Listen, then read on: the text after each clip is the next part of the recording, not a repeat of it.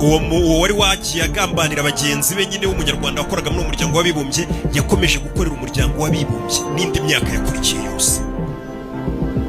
Even after evidence implicating him, ndetse na nyuma y'uko ibimenyetso bigaragaza neza ko urwo ruhare rugize cyangwa se wagiye utanga abanyarwanda bagenzi be bakoreraga muri UNDP kugira ngo bicwe rwarimo na Florence, he is still a free man gusa na n'ubu ntago arafungwa, ntago arabiryozwa, living in France. ubu yibera mu Bufaransa kandi ibimenyetso birabigaragaza ko ibyo byose ari wabiteye.